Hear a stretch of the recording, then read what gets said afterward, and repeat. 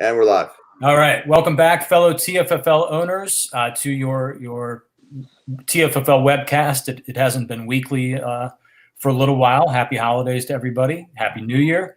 Welcome to 2020. It's Tuesday, January 7th, 2020. We're primarily here to look back at the Pac Bowl, congratulate Chief and the Sponge Fishermen on their first ever Pac Bowl title. Well done, Chief. Glowing, as you said earlier. Can we get a little glowing here? The lights of heaven on me. I just love Chief's email. You know, we're wrapping gifts.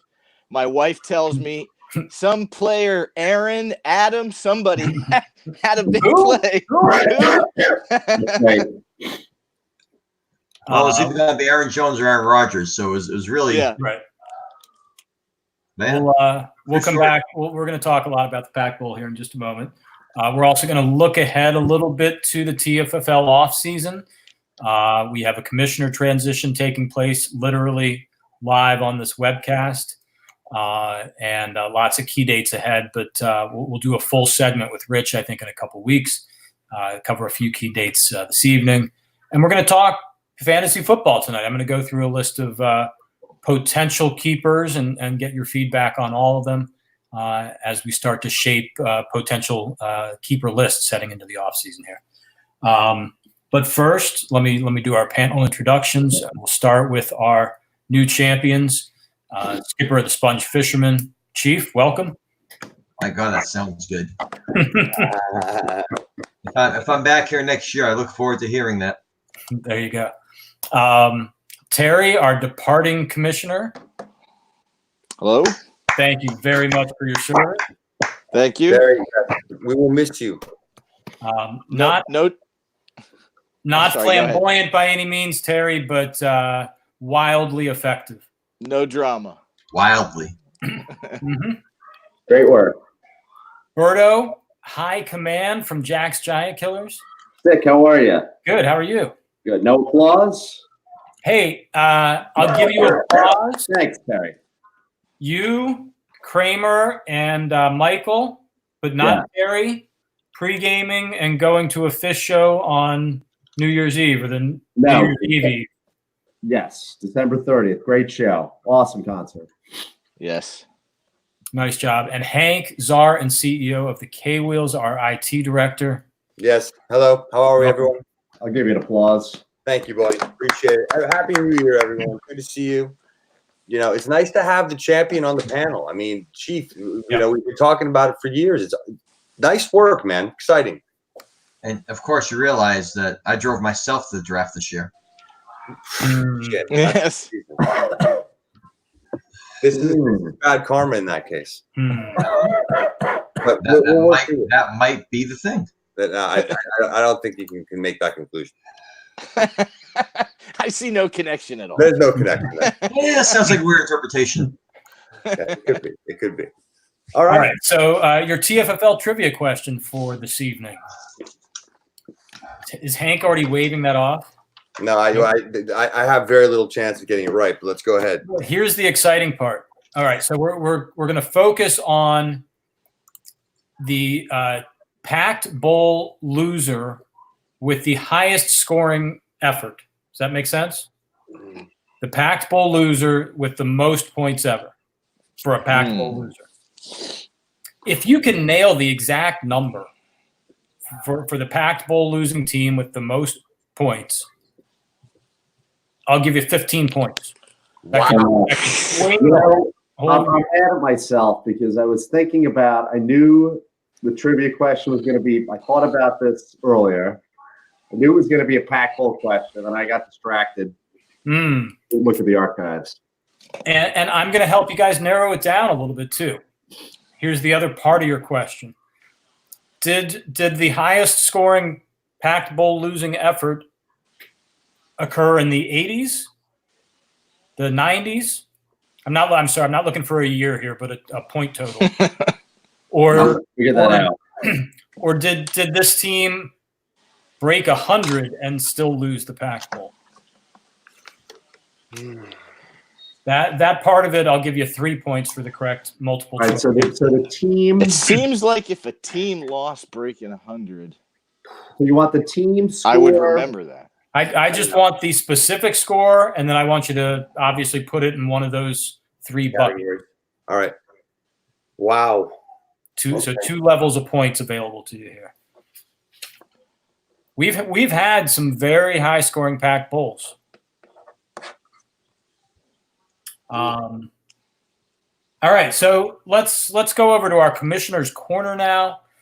Terry, this is probably your last quote unquote official duty as commissioner, as official as we're going to hand things off to Rich here in literally just a moment, but yep. I think we've been very clear all along how grateful we are to you. You've done a great job. Final thank you. Again, drama free. We've had 2 great seasons. This one particularly exciting.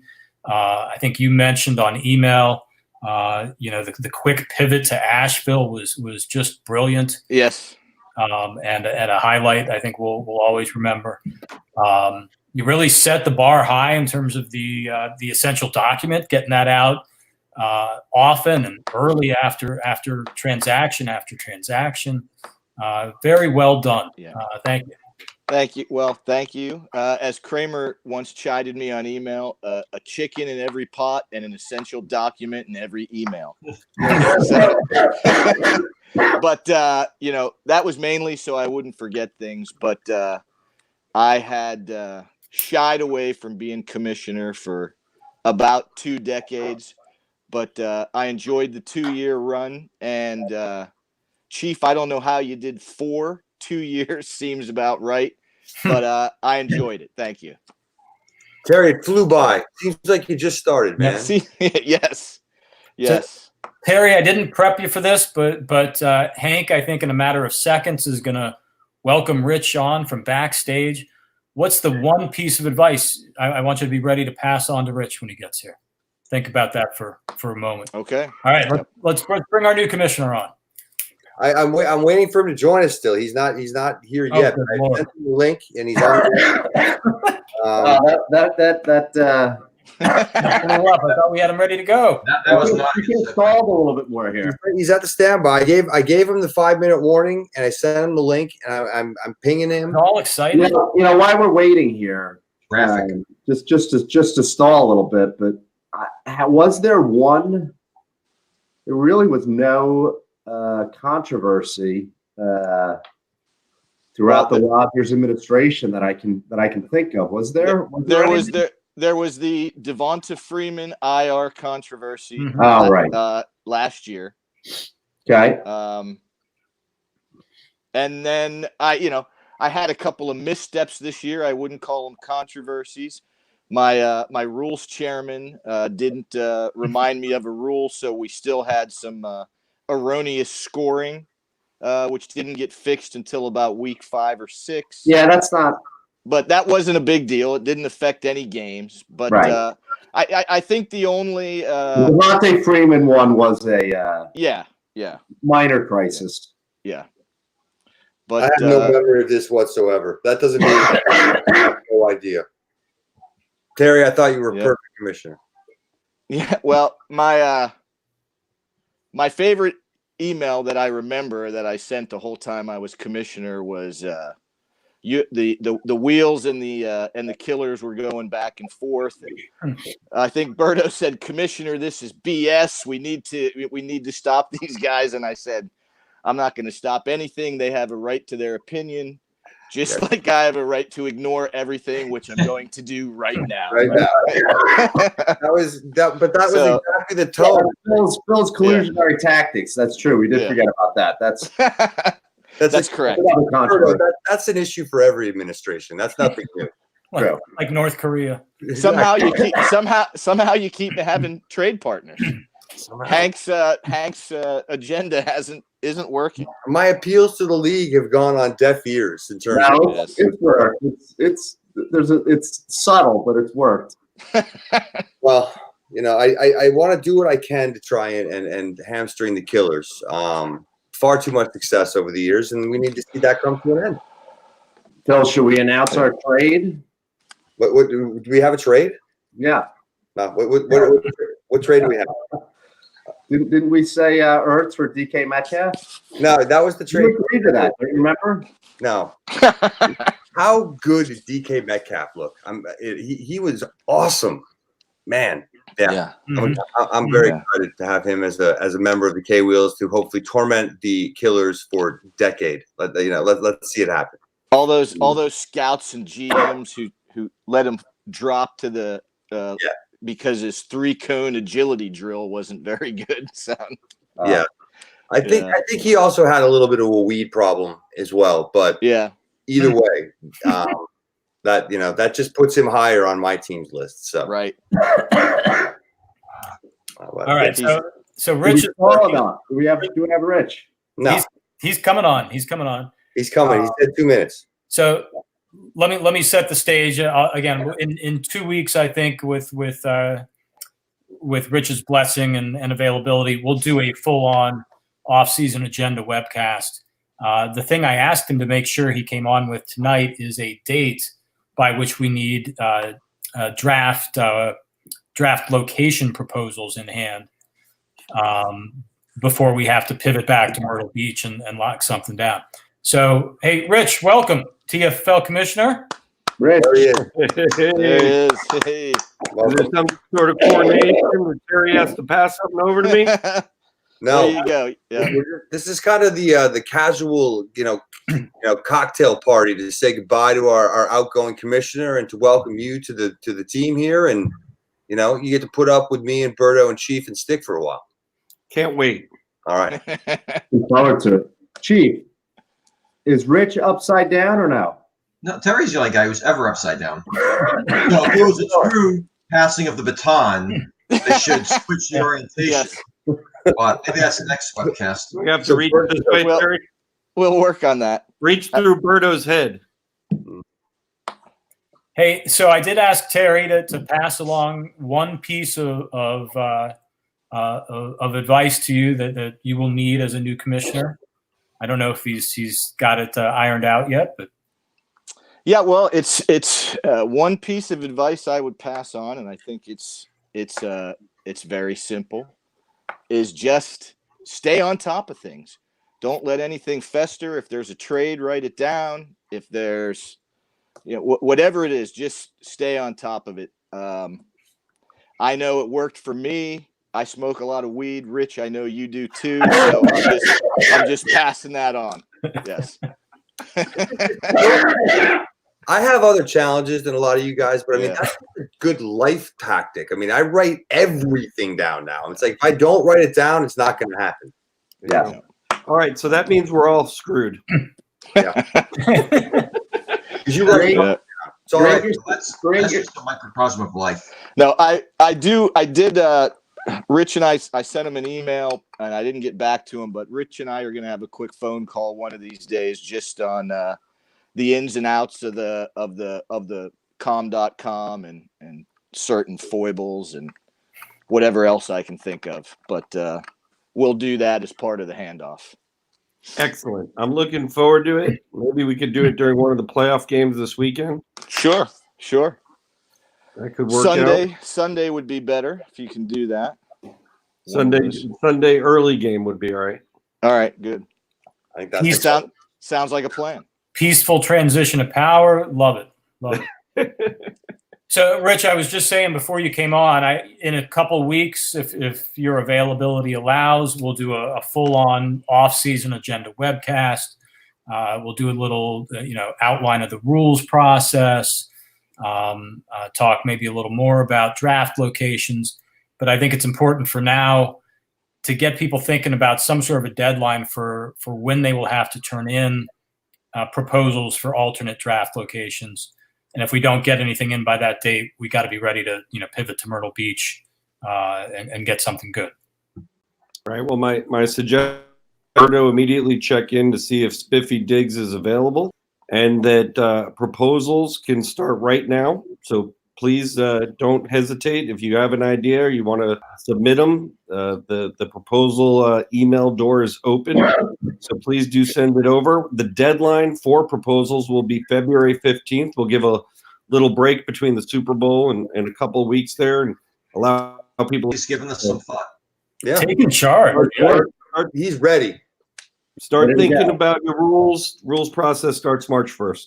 Yep. So did I hear that correctly, sir? The deadline for draft location proposals, February 15th?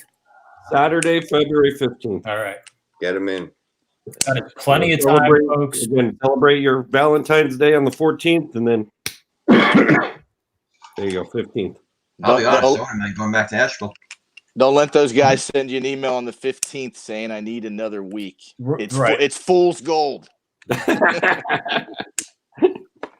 Good tip, Gary. Good tip. Yeah. That is what, 5-6 weeks away. Asheville may be a place we want to look at again. Fine. If anybody really wants to make the Austin pitch, put the proposal together. You've got 5 weeks, plenty of time, guys. And before you go on any further, congratulations, Chief. Well done. Yes. Thank you, sir. Rich, if you can, hang out, and we're gonna chat about the Pac Bowl and have a little fun here. Excellent. Great. There we go. So, There we go. Hank, one more administrative matter, a little more of a tease into the off season here. We now know our draft order 1 through 12. Let's lock that down and show it to everybody here. Why don't we do that? All right. So we had the TFFL draft order right here. The top of the draft is that we had the Senators picking 1. They're not counting for any trade activity, so these are just the straight picks. Boba Fett's 2, Mongols 3, Devils 4, Killers 5, Ham 6, Wheels 7, Aliens 8, Lizards 9, Ampac 10, Beavers 11, Sponge Fishermen 12. Yeah. So there you have it. That is the draft order. There will definitely be alterations to that. In fact, I know there's a couple in the first round. In fact, so yeah, case. The Senators own the Lizards pick, and then the Hams have both the Ampax pick and the Sponge Fishermen's pick. So the Hams have 6, 10, and 12 in the first round. Wow. Sponge don't pick till 24. Yeah. But worth it. Yeah. But you got a Pac Bowl. Yeah. Yeah. Mm-hmm. Yeah. Take the back. That's some news there. I was not fully aware the Hams had 3 first rounders next year. And they are some seriously talented running backs in the draft this year. Deep draft. Really deep. Sure.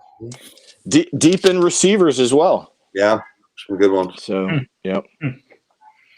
All right, so let's chat about a few things. Let's keep talking about the Sponge Fishermen and their Pac Bowl victory. That title game, given some of our memories, may feel a long time ago right now. Memories may be a little bit fuzzy. It's been a whole 2 weeks or so. But what was the final score? 61-57. Chief, the story of that game, of course, was Aaron Jones coming through in the fourth quarter. I will confess, I'm sure I'm not the only one. I went to bed, I think, at halftime of that Monday night game thinking it's just not – there's no way. If Aaron Rodgers does any little bit of anything in the second half, this game, there's no way the Sponge can get enough points out of Aaron Jones. The Packers were not scoring any points up until – I don't know what the score at halftime was, but obviously those touchdowns came in the second half. So I was not very optimistic for you heading off to bed that night. No, I had a very angry couple of days. In fact, I almost didn't watch the game.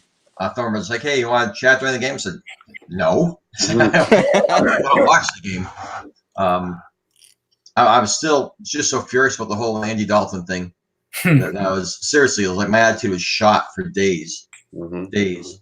Chief, I'm just going back and reading a text you sent at 4:44. I'm so fucking pissed at myself I could barely breathe. That was on Sunday. Yeah. Referring to the Dalton. All right. Well, I believe on this webcast we recommended against Dalton. I felt bad about that. And people, and I had conversations before the webcast about people saying, "Wait, are you serious? Got to start Dalton?" Right. And I started, thinking, well, hey, I picked him up for exactly this reason. Yeah, I'm playing as starting, but when you're like 7 for 7 in other owners, and there are a lot of packed bowls in the other owners' mantles, you start to. Anyway, it all worked out for the best. Yes. It didn't cost me, so.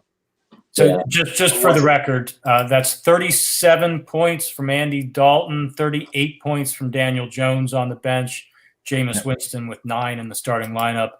But of course, again, you had to start Jameis Winston coming off of 41 or whatever. Right. Jameis Winston missing like 6 of his top 7 receivers. I absolutely did not have to start him. Yeah. Andy Dalton played Miami. Yeah, but again, it didn't cost me. That's fine. Without going on too much of a tangent here, by the way, I think Jameis Winston throwing a pick 6 to end that game on the last play of the last game of the regular season. No way does Tampa Bay re-sign him coming off of that play. You can't. I don't know about that. As good as the fantasy season he had, you can't. As an NFL coach, you can't have a quarterback who's going to throw 30 interceptions. What was Arian? Arian? Like 9 times. You can't. Well, what did Arian say? He said, some good and a whole lot of awful or disasters or whatever he said. Something like that, yeah. So I can't imagine. I don't think he's going to be back, but you never know. You won't be kept, I know that. But then again, you look around and some bad quarterback play. So Maybe they'll get Tom Brady. Never know. Yeah. It could be worse. We could be Bears fans watching Mahomes and Watson drafted after Trubisky. Yep. Yeah. Trubisky number 2. Yeah. Was Mike Evans? Did Mike Evans play Week 15? No. Oh, No, 15. Not Week 15, right? 15 he played, yes. No. Yes, because was it? Yeah, that was the 14 when I played you, Stan. And that's when he got injured. That's when he got injured. He caught the touchdown and got injured. Yep. So I get Chief's point, but Mike Evans wasn't in that game. Then he lost Godwin. And then he lost Godwin, right? Yeah. So Godwin played Week 15. He did. Godwin was there for the big week.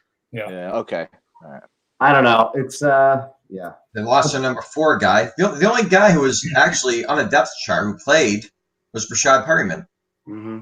And some backs and tight ends. But, Irrelevant. The sponge won. Yep. Chief, I asked you to consider one move in your mind that you credit more than any other. There's a lot of big ones and aggressive moves you've made in the last year.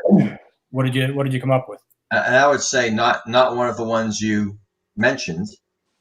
Frankly, some of the moves I didn't make, which are bad decisions in a vacuum, that I passed on. To answer your question, the move that I think helped me the most was trading for Julian Edelman, because Thielen was hurt or ineffective for over half the season. Mm-hmm. And to have some of the caliber of Edelman to stick up there in wide receiver 3 on a team who really had 1.5 good running backs was huge. Mm-hmm. Yeah. I wouldn't have. I don't know. It would have been very hard to win without having Edelman. I've had someone like Golden Tate or someone else as an every week starter, which certainly isn't ideal. Good. Winston was an in-season trade. Yep. Edelman an in-season trade. Thielen a preseason trade. Julio off. You've been making last play. And I think the MVP for the spawn, Jaron Jones, was a waiver pickup, right? No, I drafted him. Yeah. I've kept him. I don't remember where it was. It was probably 9th round, maybe. If you all look back to the 2017 draft, I don't know. We have been talking about Aaron Jones all season long here as a fantasy MVP, and he brought it home in the most critical game of the year. Great season. Mm-hmm. Chief, where is the Pac Bowl going to reside? Right on top of that, I don't know. On your shelf behind you. You need a lot of space for it. Yeah, it's not going to fit on my mantle. So trophy? We'll figure something out. I'm gonna have to sell a few things to make room for it. That's You may fine. have to build. You may have to build a new room on your house. Yeah, buy a piece of furniture. Trophy room. It's a nice problem to have. Yes. And maybe you can hang it from the ceiling. I'm sure that'll go over well. Right. Now just build a little swing for it. There you go. So Replace the chandelier over your dining room table.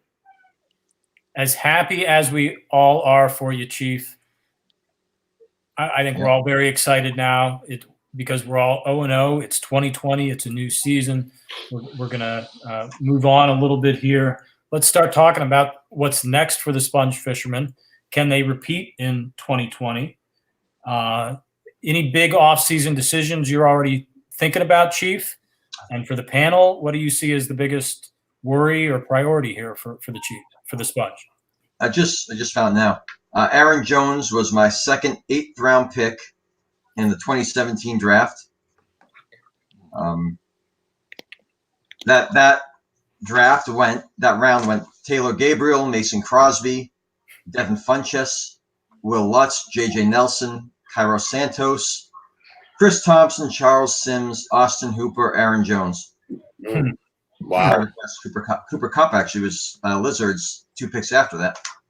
So pretty good round. So yeah, he was number, so what's that, 82 overall? 94 overall. So can I win again? Yes, I can win again. Of course I can win again. Sure. I wouldn't bet the mortgage on it. I expect I'll have a better team next year than I did this year. But that certainly doesn't mean that I'm going to make the playoffs again, let alone win the Pac Bowl. I think I need 2 keepers. And without a first-round pick, it's going to be a little harder to. I'm picking at the 12th spot in each round. I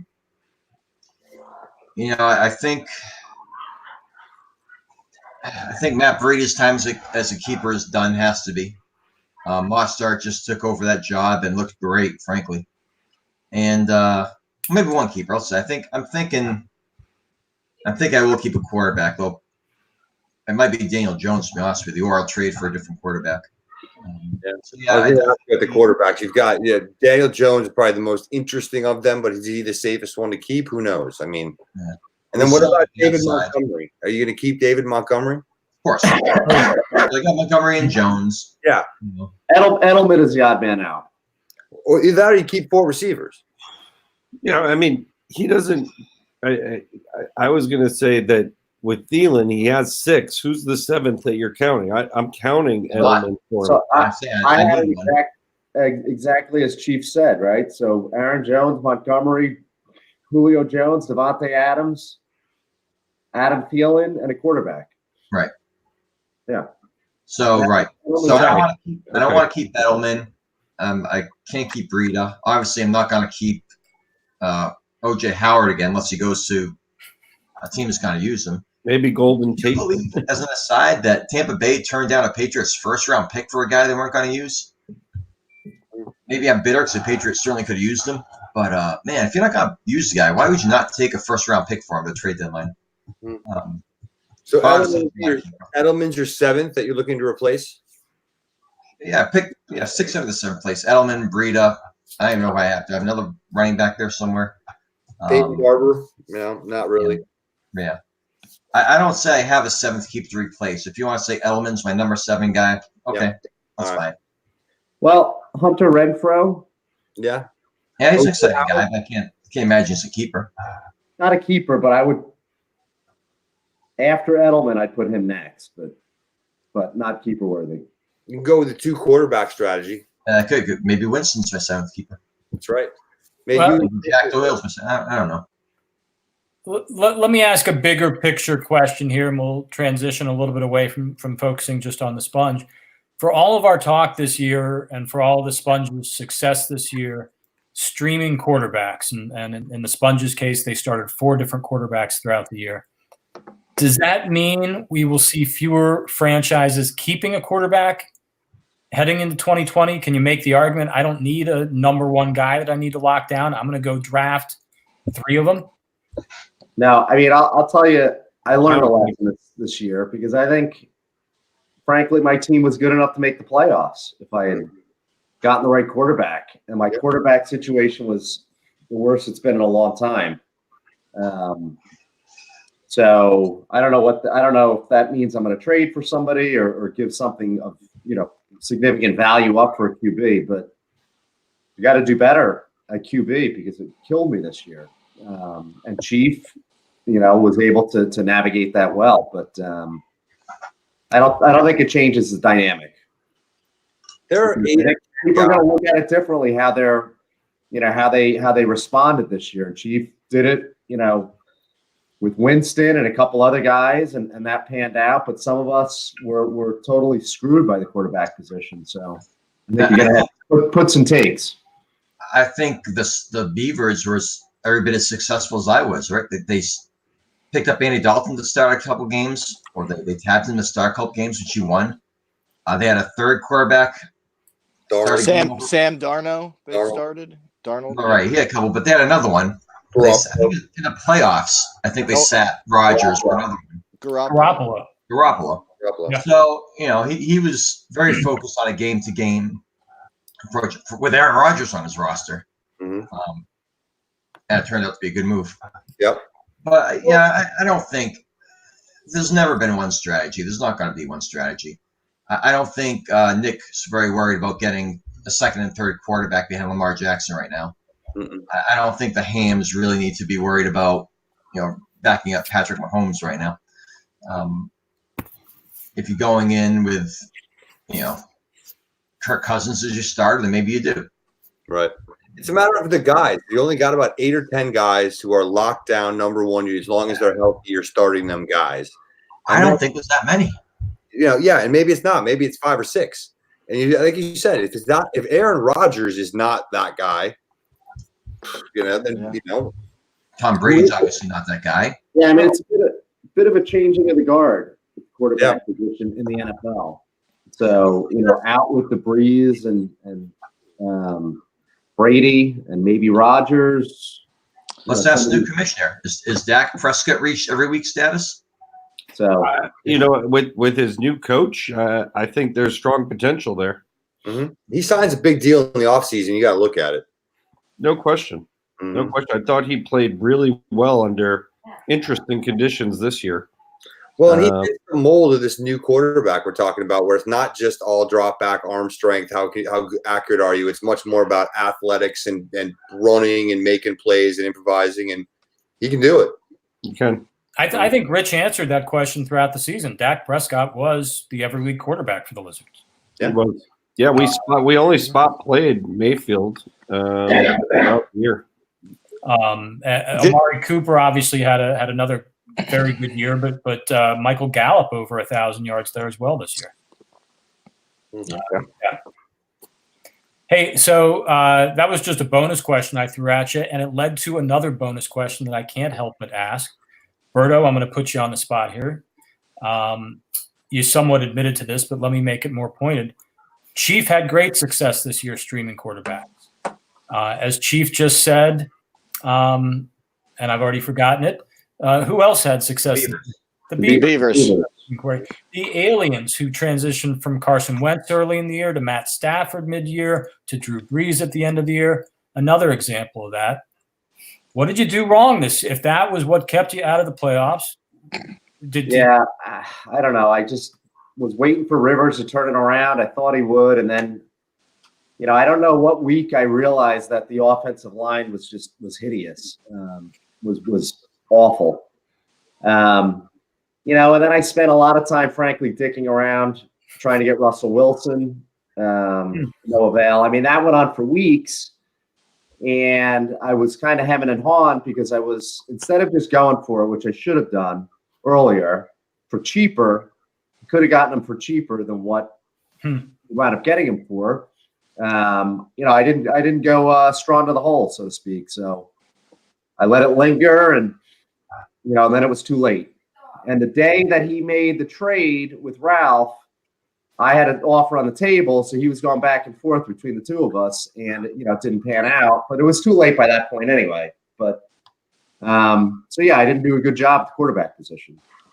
Tough questions here on the TFFL webcast. Honest answers. Thanks, Berta. Listen to you. Hard-hitting journalism. All right. Okay, so let's have some fun. Let's just talk fantasy football. Let's just talk players for 10 or 15 minutes here. I did a quick scan across rosters, and I've got I don't know what the count is here, 15 or so guys that I want to just throw at you.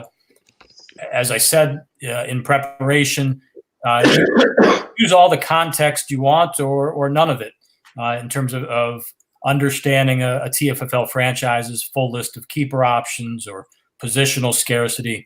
I just want you to sort of tell me whether these guys pass the smell test or the eyeball test or whatever you want to call it. Are these guys keepers or not?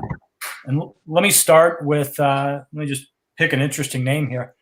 Darrell Henderson, running back Darrell Henderson, Mongols, number 4 overall pick this year, I believe. Number five or six. I think it was six. Six, okay. Six. But a first-round pick, first half of the first round, a guy you want to keep in theory, didn't really get much of a chance to demonstrate anything this year. Is he a keeper?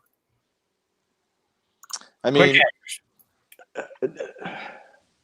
I want him to be, but if I was on the outside looking in, I would say no.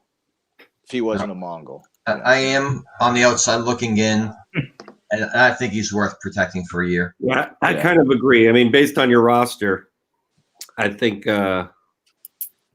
actually, Terry, I got to tell you the first thing. As soon as I looked at your roster, I was like, God damn, Quadri Olison, that dude sunk me against you. Keep Quadri. Okay? That was the guy. He fell 1 foot into the end zone.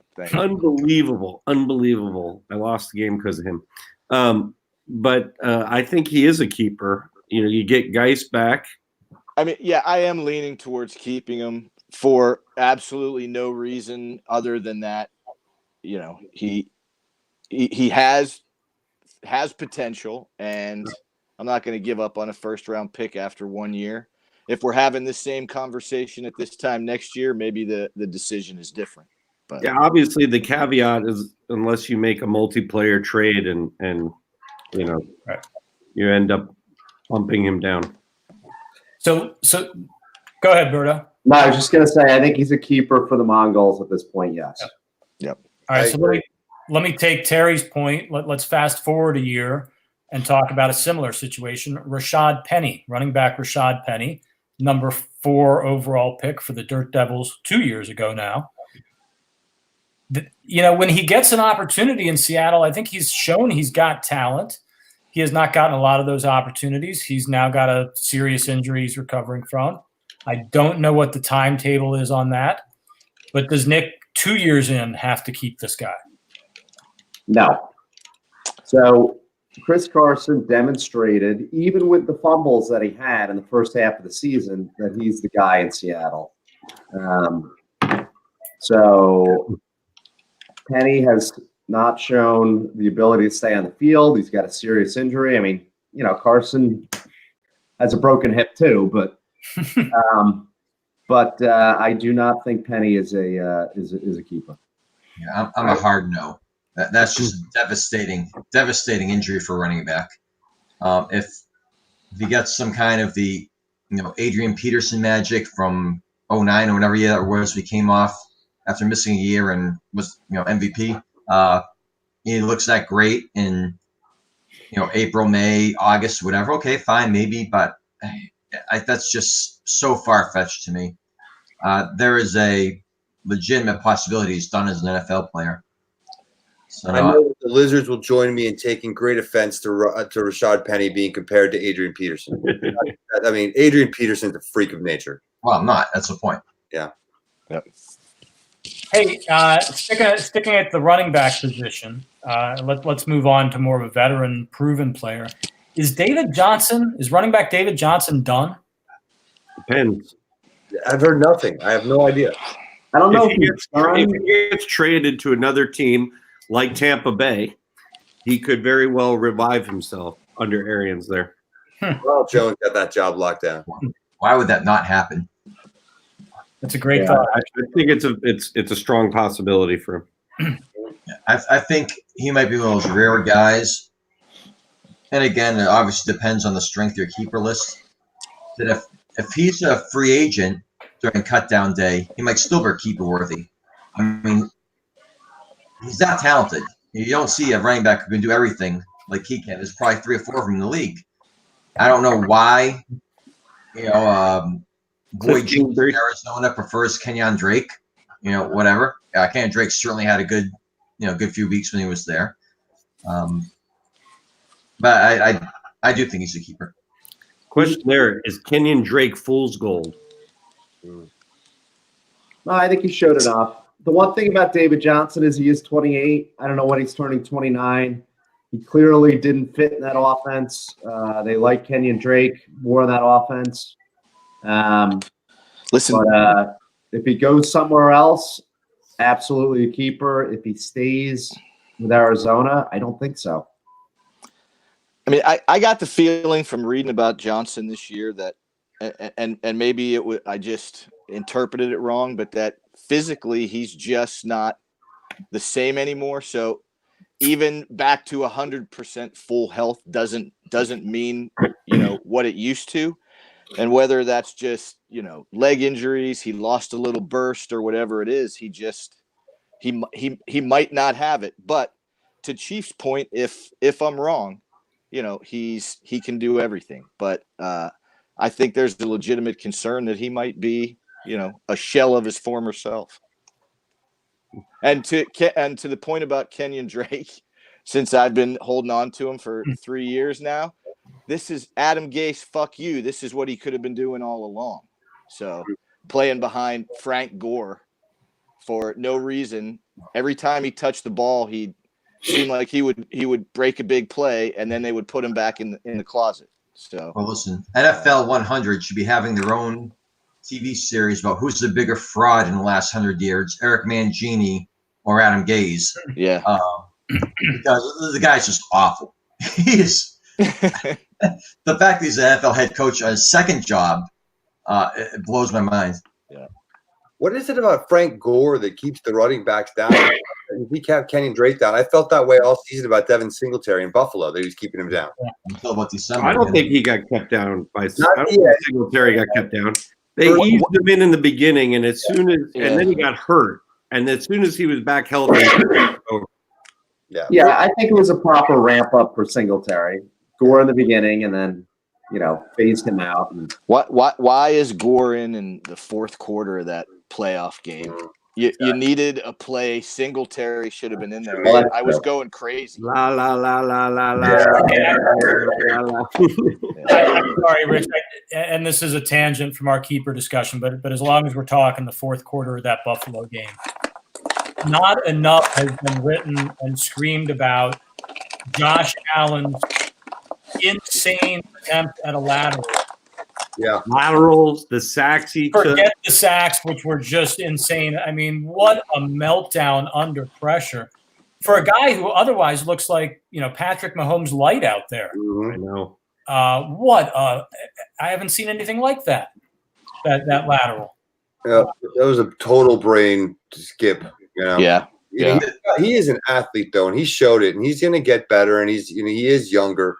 But yeah, that was. I gotta tell you, the 3 consecutive sacks he took while they're in field goal range to the tune of like negative 42 yards. Yeah, His brain may have been scrambled at that point. Yeah, It was heartbreaking. It was heartbreaking. He may have suffered a concussion at some point. Nobody knows it. They were right there. Throw the ball away. Yeah. Exactly. I mean, that was lack of awareness, and as Phil was saying, hopefully he could take a lot of learning from it, and they'll coach him into those situations a lot better, so he doesn't hit the panic button. But again, outside of that 2 minutes drill, under pressure when he's, when the defense is bearing down on him in the midst of the game, he is Mahomes light in terms of a guy who can scramble, throw on the run, cannon of an arm. He's bigger than Mahomes. He's a bit of a tank compared to Mahomes. With no true number one receiver out there to throw to, no great tight end to throw to. He's gonna be good potentially, but God, that meltdown at the end was weird. Yep, it was. It felt like a typical Bills meltdown. Wyoming Josh showed back up. All right, so back to hopefully they'll get him some good extra weapons in the off season and maybe build up that offensive line a little bit. Maybe they can trade him for Brady. All right, so let's talk more keepers here. All right, let's switch off of running backs. I've got an interesting receiver to put into the mix. Marquise Brown, rookie receiver Marquise Brown, NFL first rounder, huge week 1. Plays for a Baltimore team with Lamar Jackson that should be good for years to come. But is this guy going to be a consistent enough target that you can keep him and count on him as a week in, week out starter? Senators. I think I say yes. As much as a good player is, I'm going to have to go no on that one. He doesn't seem to fit. Get enough. It seems that the Ravens right now are based on power running and play action to tight ends, and he's a great player. He'll get 3 or 4 passes a game. He's hurt a lot. I think if he's a keeper, I think you don't have a very good team. I have his exact parallel, and in that he's so exciting. He looks like he's going to be exactly the guy you want. He's like Will Fuller. Will Fuller has games that are unbelievable, and he looks like one of the best receivers in football. But he's in the shop more often than on the road, and I think Hollywood Brown is going to have a similar issue. Granted, maybe he gets it all together and becomes a superstar next year, but he seems a little fragile. Will Fuller was on my list here, of course, and he's a little different in that I think when Will Fuller is healthy, he's a lot more consistent than Marquise Brown has been. Tell me when he was healthy last. That's the problem. Yeah. I mean, I've had him for 3 years, and it's just been brutal. Like the one game he had this year where he went off, I had him on the bench. Right. I don't know if it was Bill Barnwell or somebody else, but I saw the stats on this. When Fuller is healthy and in that lineup, Houston wins. They're much better. Completely. And you can see why. I mean, that passing offense is great when Fuller stretches it so much. Yeah. Yeah, I don't think either Brown or Hollywood are keepers. I think that there'll be equivalent guys out there that you'll be able to pick up in later rounds that you'd be just as happy with. I think for Crames, that's his 7th guy that he'll end up making a decision on him or somebody else based on what happens in the preseason, offseason. So, Phil, is that a no on Will Fuller as a projected keeper for you? Probably not. I mean, we'll see. Maybe. I got other guys. I like Metcalf and Sutton better. I definitely like those guys. I like both of those guys better. So then if I end up keeping 4 running backs, then that leaves Will Fuller out of the mix because I'm going to keep Watson. So we'll see. So it's probably between like Ronald Jones and Will Fuller, and we'll see how that goes. And if it's a coin flip, it'll be Jones. So yeah, I think Brown showed enough. He's got 7 TDs. Granted, 2 of those games were 2 TDs each, but I don't know how much more you can expect from a rookie wide receiver. And I look at the Sens roster, and I think he slides in there as a 7th keeper. So I don't know. I think he's a keeper. But is he ahead of T.Y. Hilton? I mean, you look at that's a good question. He's got DeAndre Hopkins and Juju Schuster, who are definitely going to be keepers. Mara Hopkins. Yeah, I had Hilton in there, 3. And then so Hollywood Brown be the 4th receiver, which maybe is still his best. On. Yeah, don't forget about Kerryon Johnson. All right, hey, let me move on. I got 2 or 3 more we'll squeeze in, and then we'll wrap up here. Berto, similar topic, young receivers. Is it time to move on from Corey Davis? Absolutely. He will not be a keeper. All right. I say no. 2 years ago was the time to move on from Corey Davis. Sadly, that will go down as a colossal mistake. Yeah. I know you were excited about him when you took him, but yeah. I mean, yeah. We all do it, guys. We want him to be great and develop, and he just even with Tannehill. and AJ had a good season, and still nothing with Corey Davis. Yeah. But Playing behind Tajay Sharp. yes, but Yeah. I've got a lot of young talent at receiver. So, even if he was better than what he did when he played, he still wouldn't be a keeper because I've got McLaurin, I've got DJ Moore, Yep. Debo. So Debo. I'm excited about my wide receivers. Yeah. You have good young guys. Quick side note, Terry and I have talked about this. He has got to be excited about A.J. Brown as a keeper. Acquired him in the Drew Brees trade. Just exploded down the stretch. Looks like a fun guy to have. Yep. Yeah, that was a big win for Terry. Yeah. I asked for a different player in that trade, and I ended up with AJ Brown, and the way he played down the stretch, I'm very pleased. Yeah, well done. One more receiver, Hank. What did you want to say? No, I wanted to add one more. I go ahead. Give me your receiver. That I want one more player discussion. Okay, Devontae Parker, the guy year in year out is a tease for somebody. 1,000-yard season this year. Go look at the numbers. He had a big year. Is he a keeper? I think he is. Packers. He's not a keeper for the Packers, but the problem here is that he has to be traded to somebody who can keep him versus already being on a team where he can be kept. Yep. So for that reason, no, but a very early, early draft pick, maybe the first non-rookie wide receiver. How about that? He had a lot of garbage yards, and Miami was down by 30 at the half. He played great.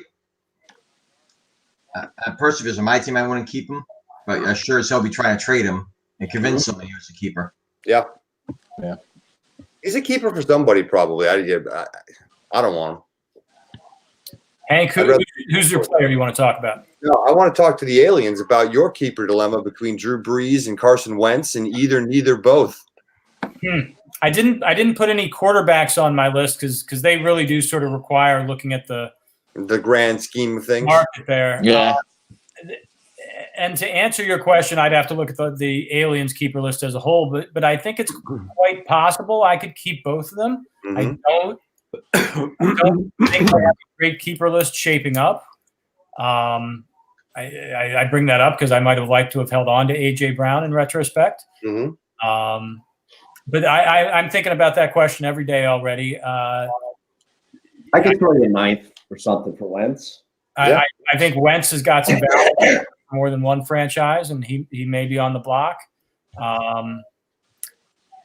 Breeze has improved it with the big game in Week 14 where I didn't start him. Breeze is still a guy I think can be a stud quarterback, and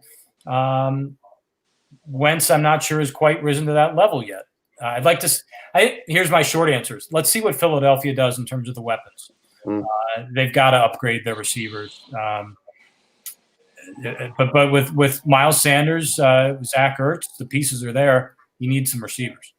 How long do you think Breeze is going to play? I mean, candidly, he's got another 1-2 years at most. No way, 3. I don't think.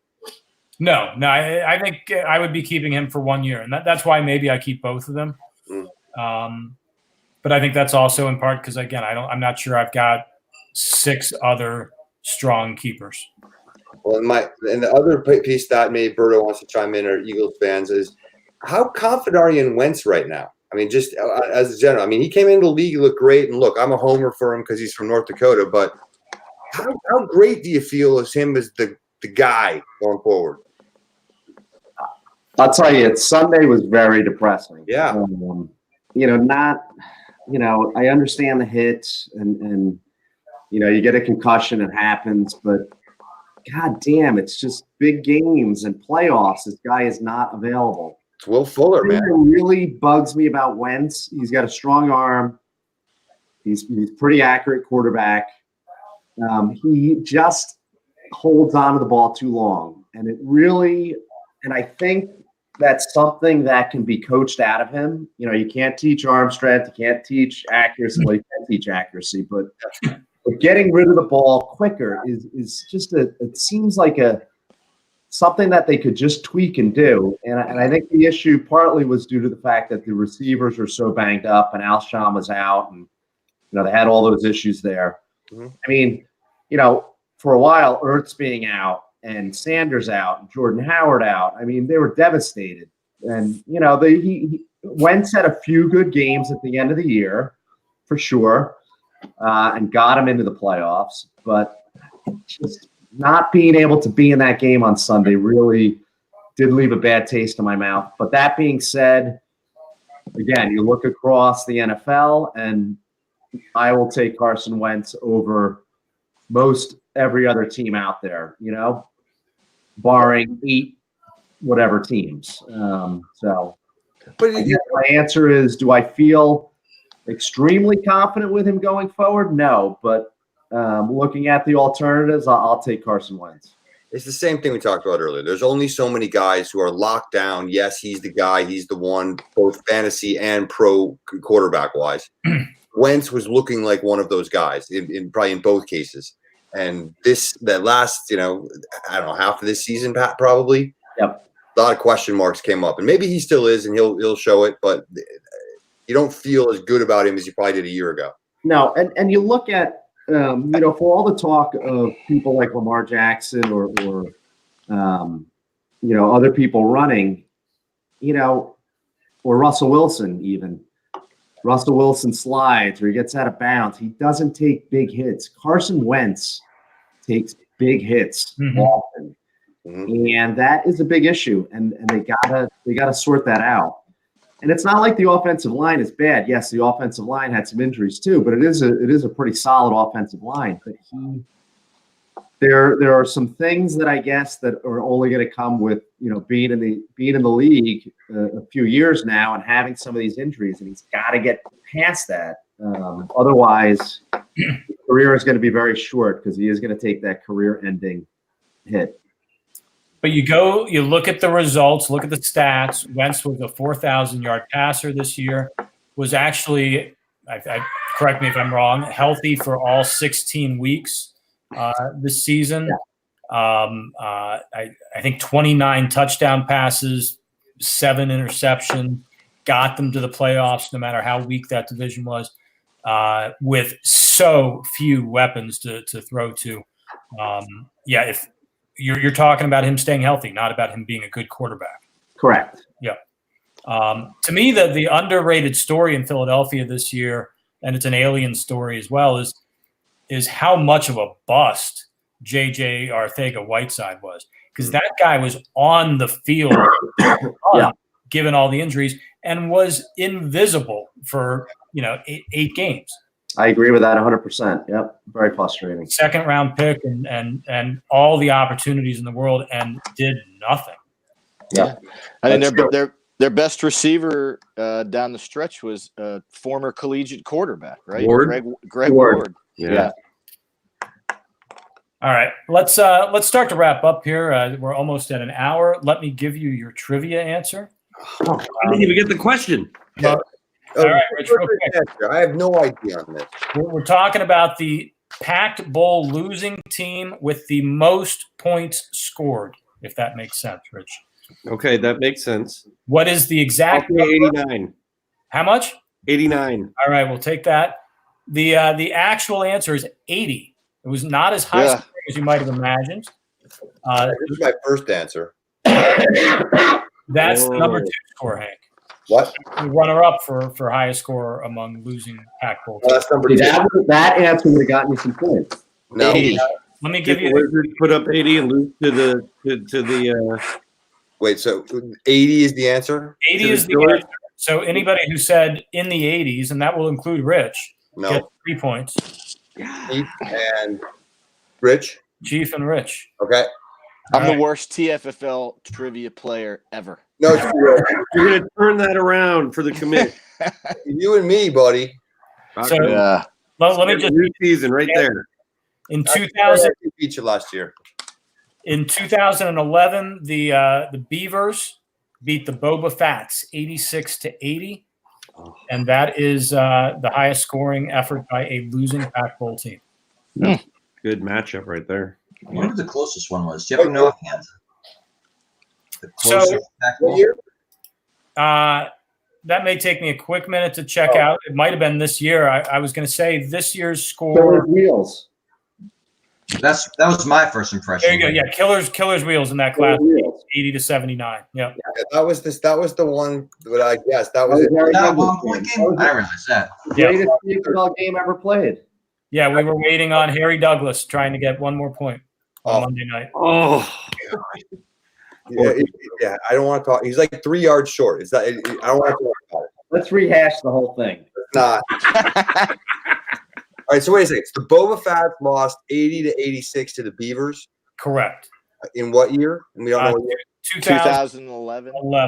2011. Got it. Roberto, what was our score where Tucker kicked into the wind? That wasn't that far off, was it? Because you only needed, if you had gotten the special teams to score, you would have won. Yeah, I think it was 5.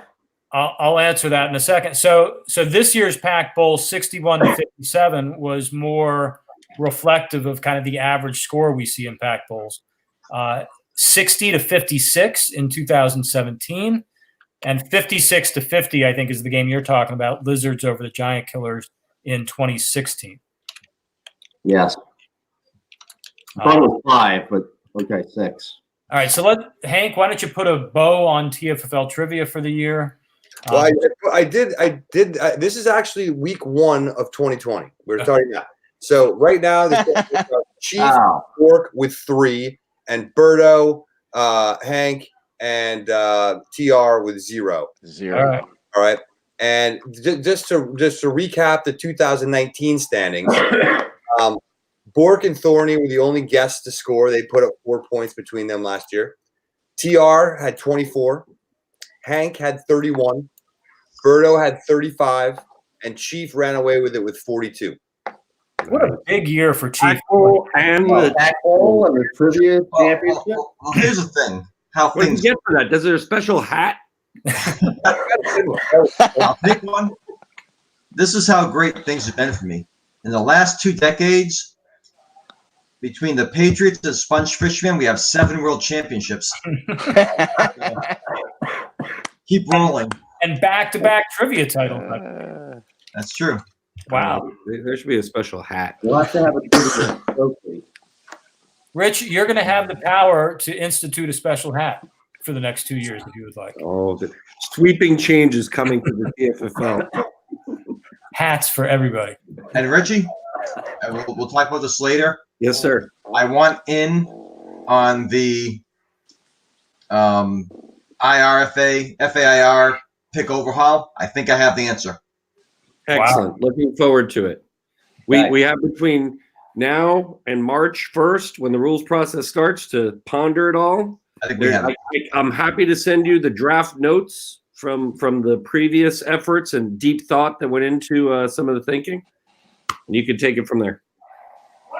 Look forward to it. So let's plan on another webcast, again, maybe in 2 weeks. Rich, we'll again talk about draft locations. We'll talk about the rules process. Any other initiatives you want to bring up? We'll perhaps do a deep dive into some of the potential rules changes we're talking about here. Soon enough, we'll maybe get Bill back on the webcast. I don't think we've done our rookie preview with him yet. So we still got lots of ground to cover. We'll do several off-season webcasts here. But, we're over an hour, so let's wrap up for now. Terry, once again, thank you very much. Terry, this is Enjoyed it. Terry, Thank you, Chief. well done. Big shoes to fill. Not Well, from Terry and 10 others. So We'll call your reign as of now complete. Mhm. Thank you very much. Congratulations, Terry. Anything happens now is not your fault. Yep. It's all on you now, man. There you go. Commissioner is dead. Long live the commissioner. Let's bring back Oakland. Let's go. thank you for having me. And again, congratulations to the Sponge Fishermen, first ever title. Exciting season start to finish, Chief. We talked about this.